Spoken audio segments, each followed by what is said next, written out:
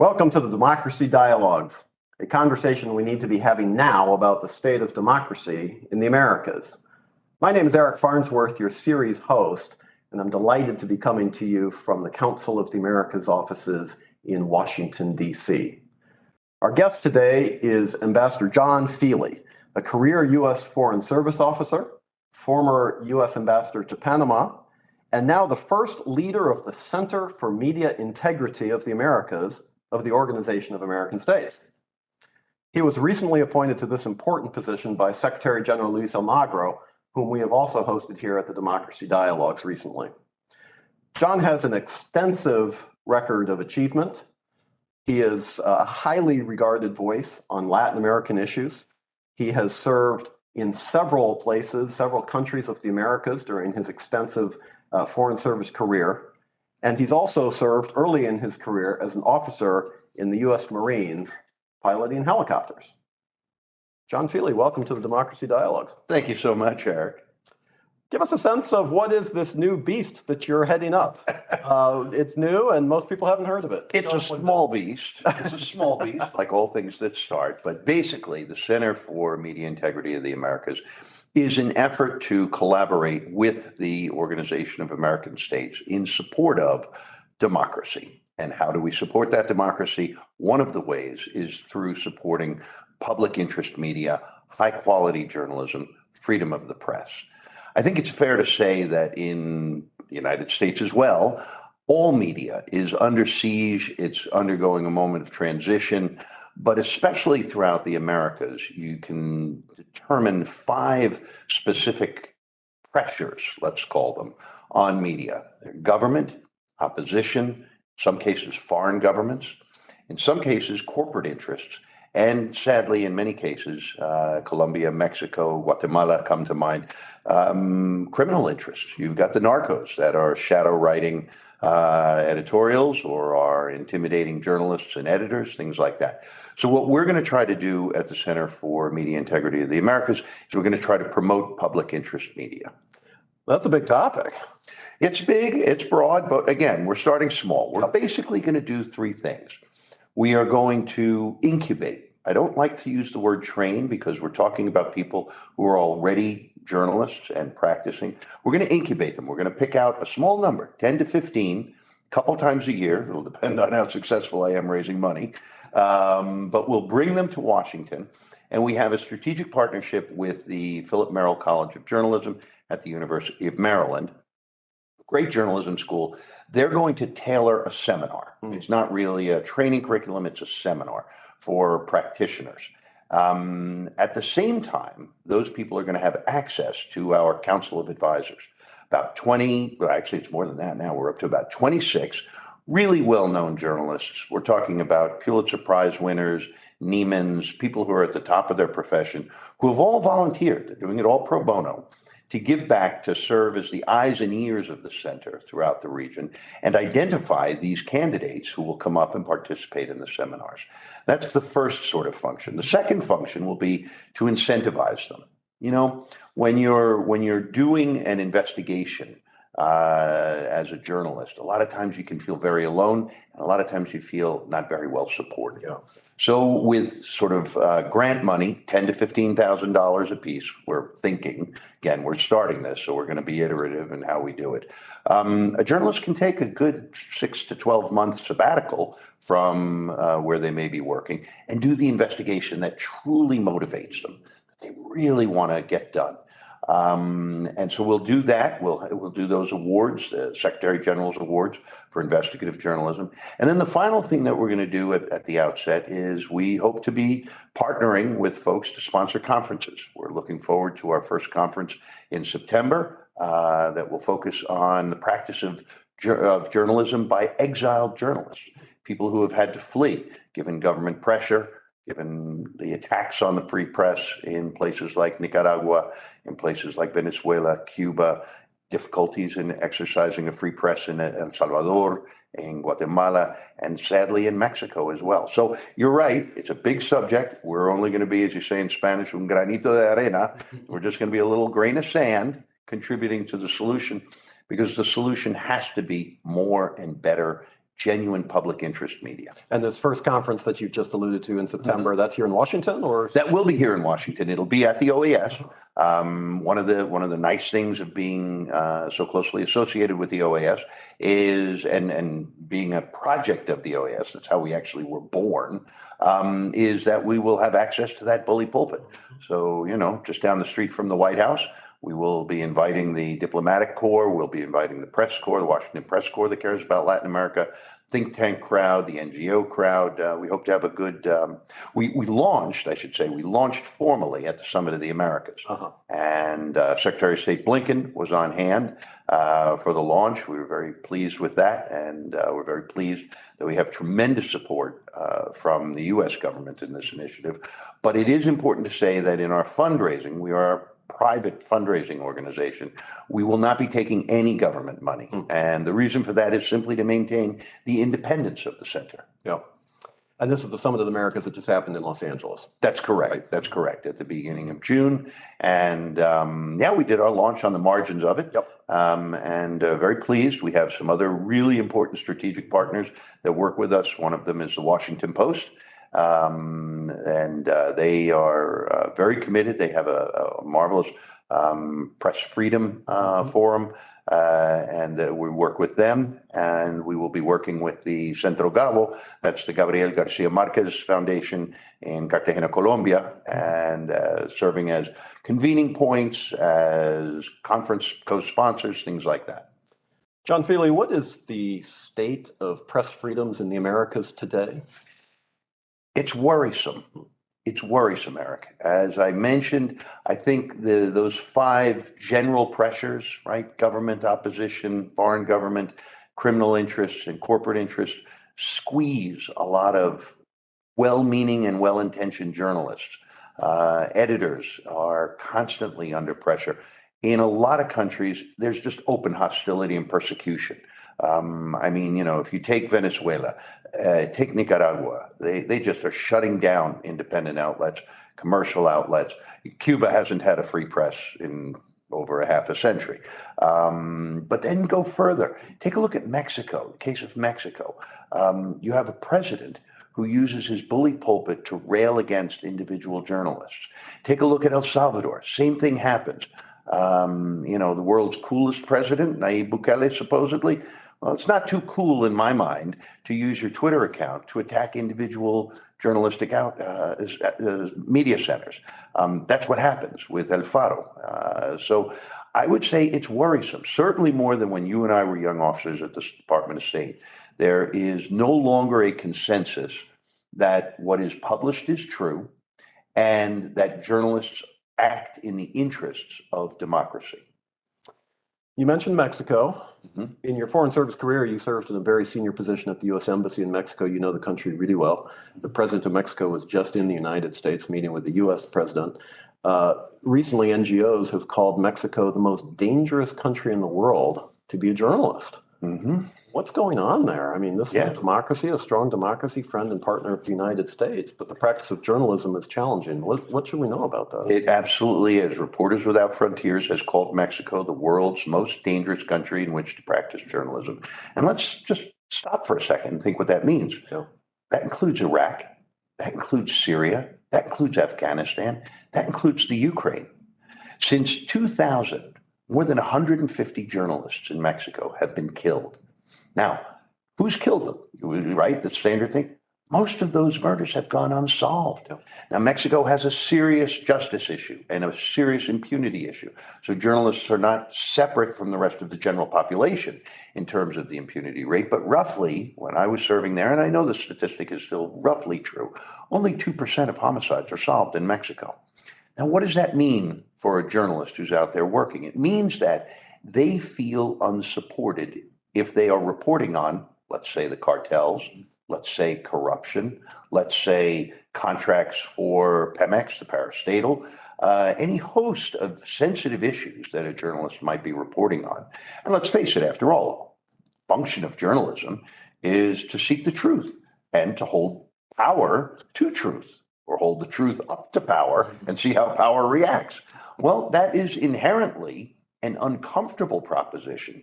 but it should not be a dangerous proposition. Well, it shouldn't be a death sentence either. And it shouldn't be a death sentence, Right. exactly. And one of the things that's really worrisome, we forget, or maybe we don't forget, but we should always keep in mind how serious the bully pulpit is. You'll recall here in this country, President Trump coined the term fake news and railed routinely against reporters, the fake New York Times, things like that. Well, what happens in the United States echoes around the world. So President Andrés Manuel López Obrador does the same thing. He has a morning press conference in which he stands up, and sadly, he used to do this when he was the mayor of Mexico City, and it was very effective because at 7 a.m, he would set the agenda for the day. But he kept the comments pretty much focused on the business of running the city. As president, he's gotten a little Fidel-esque here, reminiscent of Castro, going off at times for 2 hours. And he has used that platform to attack one journalist in particular, Carlos Loret de Mola, who did the investigation that showed that his son was living in a luxury home in Houston in a sweetheart deal with a guy who had contracts with the Mexican parastatal oil company. I mean, when you think about that, standing up and holding up Loret de Mola's tax returns, that's a huge pressure on the press. So sadly, Mexico is not a great place to be a reporter these days. At the Center for Media Integrity, we want to support those folks. Let's gaze a little bit further south of Mexico, another large economy in South America, Brazil. Critically important economy, obviously really important in the context of U.S. relations with the hemisphere. Also perhaps a challenging place to do journalism. Undeniably. There, again, you don't have the murder scenario that you have in Mexico City. Although, at the end, I'll come back. We just recently did have the murder of 2 journalists in the Amazon. But it's not of the scale on Mexico. But certainly the hostility expressed towards the media. It always sort of is amazing to me how the English language permeates around the world. President Jair Bolsonaro routinely says fake news. It's fake news. And last year on a political stop, he was asked a question about corruption in his family, and his response was, "I'll punch you in the mouth, you expletive deleted." I mean, when you, again, a president of a democracy railing against the press on a visceral, guttural level, well, what does that say, especially if you're a populist, what does that say to your supporters? It says it's okay. It says it's open game to go after journalists. That can't be. That is absolutely detrimental to the ethos of democracy. And so once again, by contributing, there are plenty of other groups in this space, but my feeling is, the more the merrier, because we have to get ourselves back to a position where we recognize that journalism is a noble profession in support of democracy and must be treated as such by the highest leaders. Now, real quick, there was just recently a horrible case where a British freelance journalist and a local, actually he was an indigenous rights worker for the government, Dom Phillips and Bruno Pereira, were murdered in the Amazon. And upon being told of the murder, the president's response was, well, they weren't too popular in that area because they'd been writing articles about illegal mining, illegal logging, illegal fishing, drug trafficking, all of the sorts of things that you think would be useful for a society to know about what's going on. And the president's response was, well, they weren't too popular.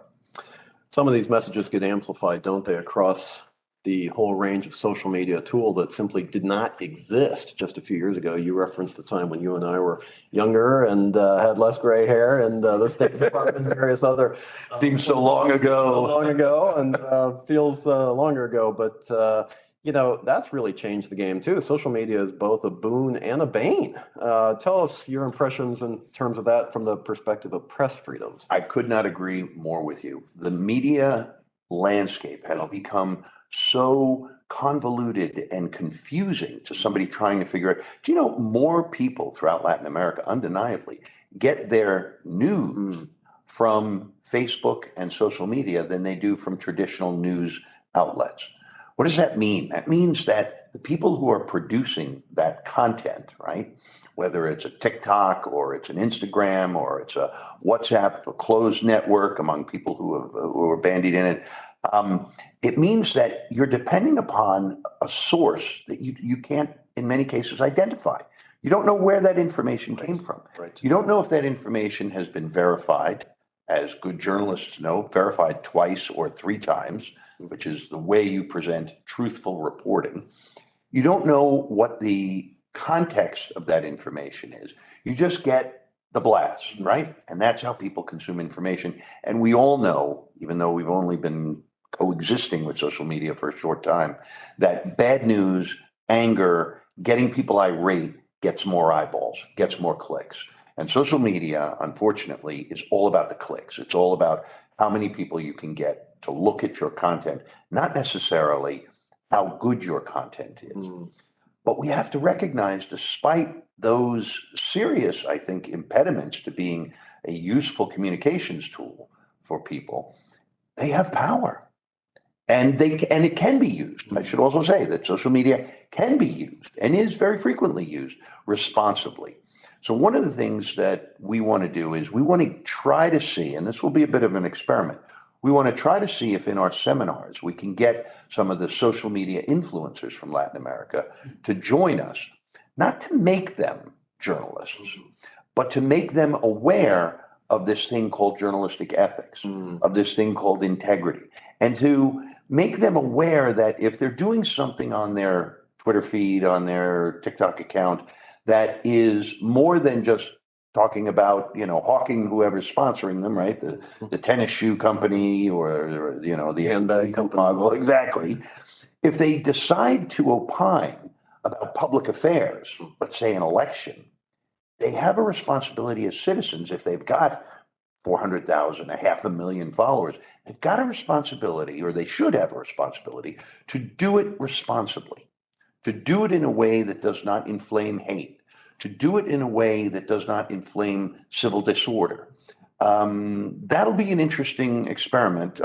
Myself, I'm very interested to see if we're able to pull that off. I think that's exactly right. We're starting to see social media as a real driver in some ways of elections. I mean, so this isn't just kind of a information space. It's also having real political implications that are being used by political leaders on all sides of the spectrum. Absolutely. But from your perch, how can you get at some of these issues? I mean, is it really getting social media influencers to recognize that there's an ethic of journalism out there, or is there something deeper there? I mean, it's going to be very difficult to get. We're sort of, I'm the Center for Media Integrity of the Americas is primarily a journalism focused enterprise. Exactly. But in discussing with the board of advisors, who are these 26, 27 well-known media figures, there is a general recognition that we just can't leave them out on the side. You can't just say that's a kid, who's got a TikTok that does silly videos, because if that kid who does silly videos decides that he or she wants to take a stand about a local environmental issue, in many cases, these people have more eyeballs than traditional newspaper circulation. Absolutely. They have more eyeballs than television newscasts. So in Latin America, we have to look at each market. Every market is unique, but that's why we have our advisors. They are the ones who are the experts on it, and they're going to help us. And we'll see if we can't tailor it and make some kind of connection. Maybe that's the best thing we can do, is to make a connection between some of the more important influencers and the notion of citizen responsibility. You almost have like public service announcements from social media influencers. In a way. They do this responsibly and respectfully. In a way. And think about it. There are a lot of people who do that. Yeah. There are a lot of people who do that. Whenever you've got, I'm thinking of the protests recently in Ecuador, Right, or the protests in Panama. You go through Twitter feeds and you find people saying, hey, everybody calm down. Violence is not the answer. Well, those are the kinds of messages we think need to be amplified. How do we do it? We're gonna sort of do it iteratively and see if we can get some of the influencers to help us out. I mean, a lot of this is really content moderation in some ways. And, obviously you don't want to go too far and start bleeding into censorship. But having said that, it's interesting. We're seeing different media environments in English language social media than in Spanish language or Portuguese language social media. And some of the content moderation from some of the US companies, I mean, obviously the focus is on English. You can get away with a lot more in some of these circumstances. In Urdu. Languages Or in languages that have less people moderating the content. No, you're right. That's an interesting phenomenon as well, because we might think in the United States, well, we have people looking at those and watching them and kicking people off Twitter if they go too far. That doesn't necessarily extend to Latin America, or does it? I mean, we're not going to get into the debate. Yeah. I mean, this is a very broad issue. It is. We're not going to get into the debate about big tech's content moderation. Right. There are a lot of groups that do that. The Equis Foundation is one that has done some terrific studies of the patterns of social media usage by Latin Americans, Spanish-speaking Latin Americans in the United States. Those discussions have to happen. They should happen. But I think what we're going to try to do is, the old line about you can't beat something with nothing. True. We're going to try to foment and encourage and incentivize something. That something is quality journalism. That something is public interest media. I joke, but why is there most people, I should be careful in my generalizations, but I think a lot of folks recognize the stellar quality of PBS, public broadcasting system here in the United States. Why is there no PBS in Paraguay? I think it's a little bit condescending and patronizing to say, well, there just doesn't exist the audience to support it. You could say, right, if you read conservative media in the United States, they'll call NPR a left-wing media. But if you go to Arkansas, a very red state, there's an NPR there. A lot of this has to do with figuring out the business model, the economic model. Again, we may play on the edges of that, but that's not our main goal. But our main goal will be to network, link, support, and foment the human capital that will hopefully one day create the Paraguayan PBS or, the Nicaraguan NPR or the BBC. I mean, they're still, even in this sort of atomized world of polarized media, there still are some outlets that are generally recognized to perform their journalistic duties with integrity. And that's why the word is in the title. We think that's very, very important. Absolutely. John, you've mentioned something else that's critically important, the business model, right? At the end of the day, news is a business.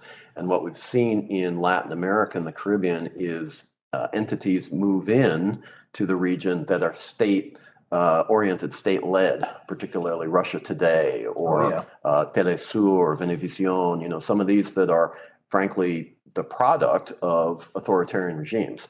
They've got money and they cover the region, not because it's a commercially viable enterprise for them, but because there's a much bigger political agenda for them, whereas perhaps some US-based news entities may not give the same coverage to the region because, coverage is driven by viewers and business model, et cetera, et cetera.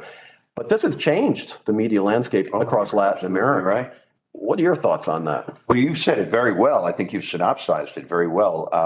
You're into the area of disinformation, misinformation.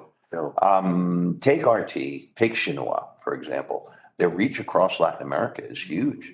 They are in the multi-millions of consumers. Now, why is that? Well, you said it very well, because they're not looking to make this a profitable enterprise. RT pieces are routinely picked up and printed verbatim without attribution to RT by newspapers throughout the region. Same thing goes for Xinhua. You see the massive amounts of dollars spent on RT Today in Espanol. And I have to say, they're quite good. Yes. A number of years ago, I did an interview on RT, and it was really apparent that they came at me with an agenda and were pushing me to get me to say things about U.S. policy and the history of American policy in Latin America that were patently false. And so I said, but they were very subtle. We definitely need to be aware of this. Latin Americans need to be aware of this. I am not one of those, even though I'm a retired U.S. ambassador, who supports respectful alliance-based relationships with Latin America, and I want the United States to be the partner of choice of Latin America. I don't think it's profitable or intelligent to say choose between us or China. But caveat emptor for the Latin American media consumer, I think it's very important that you understand that if you read anything that is credited to RT or Xinhua, that comes straight out of a government factory. Yeah. And that is not the model that we want. We want to push back against that with genuine and, to the extent we can, local indigenous reporting from the area. But at the same time, you said you can't beat something with nothing. Right. So if you're a local media outlet in, name your country, Pick a country. Caribbean, somebody's feeding you content, which you don't have the resource to go out and get yourself, that's easy to run that story from RT or Xinhua, even if you don't source it. But it's hard to run a story that you don't have the resources to get, or from the U.S. perspective, if we're not providing coverage of the region in the same way. Do you see my point? I mean, the news is a content business. And so how do you get that in a way? Let me ask it differently. If you're the news editor, where else can you get the news? How can we together build a better sense in the United States that Latin America and the Caribbean is important for news coverage and push that news into the region? Well, it is a terrible shame. You're absolutely right. It is a terrible shame that U.S.-based media's foreign correspondent population in Latin America has declined dramatically in the 30 years since I started my career working there. Bureaus have been closed. People are consolidating. The stringer model has become far more popular, and so it has been more difficult. I would argue that one thing that, and it may sound a little Pollyannish, it may sound a little Boy Scoutish, but when people see, smell, touch, consume genuine investigative reporting, they tend to know it. It stands out. When you look at a lot of the work that was done by, for example, the ICIJ, the International Consortium of Investigative Journalists, on the Panama Papers, when you see what was done in the Lavachoto case by some very brave and courageous Brazilian journalists and international journalists on that, and you see the results that come from that, whether it is governments falling, as happened in, I believe it was Iceland, the prime minister was forced to resign during the Panama Papers, and then later the Paradise Papers, et cetera. That kind of reporting, I believe, is inspiring. And I think it gives citizens a sense that they're not alone against monolithic power. It's one thing to rant, and not that all governments are bad by any stretch of the imagination, but it's one thing to rant about, the power of the government. It's another when you see how journalism is able to take a very specific issue, follow the thread, and result in consequences that have some of the powerful fall down, or some of the masks pulled down, some of the corruption exposed. And I think that's what we need to, and I hope we can do this. Again, it's a small scale operation. We're just starting, but I hope we can contribute to some kind of movement where people are genuinely inspired to understand their societies better in support of making more vibrant democracies. John, in the 30 seconds we have remaining, what's the final word you would like to leave us with in the context of your new role as the head of this really important new entity attached to the OAS? Sure. I'm not a journalist. I don't pretend to be one. I think they are as necessary for our society and for democracy as elected officials, as the people who run elections. I think they are absolutely integral, and they should be trained and they should be supported in a way that gives them, much like the old term, the fourth estate, gives them a special status. And so that's what the Center for Media Integrity is going to try to do. Well, good luck. We'll be watching you. We're supporting you. We want you to have every success, and we know you will.